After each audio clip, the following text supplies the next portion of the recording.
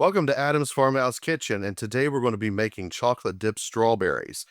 The first thing you need to do is to pick the most vibrant, luscious looking strawberries that you can with bright green stems. And after this, when you bring them home, you want to put them in a bowl or sink, a clean sink full of water, about 1 gallon, a couple gallons of water in the sink, and you're going to put a heavy splash of white vinegar in there.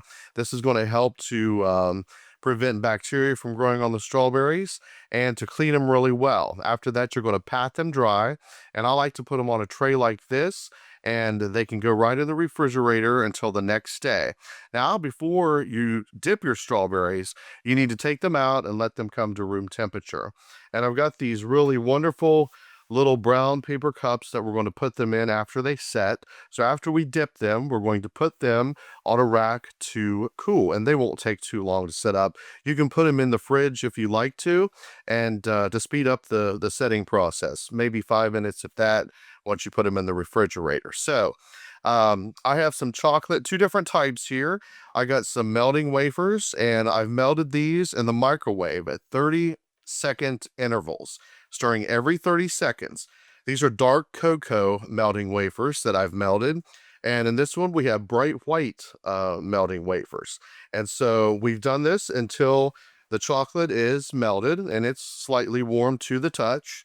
And as you go along, if you need to set this back in, put it back in the microwave and give it a quick stir, you can. And then I'm going to put this into a couple of dishes. So I'm going to give this another quick reheat. I'll be right back, and then we're going to start dipping strawberries. So stay tuned. So when I'm dipping these, I like to just sort of pull back the edges of the stems like this, and then we're going to just dip them and kind of twirl them around, so right up to the edge. Take a little bit off the bottom because nobody's going to see that part. We're going to lay them right on our rack. Too cool. Sometimes you may have to loosen them just a little bit. Dip half of it this direction, and then the other half, we're going to dip this direction. And we'll let that dry there real quick.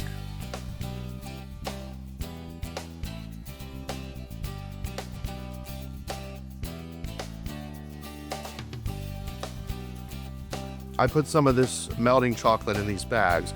We're going to do a drizzle.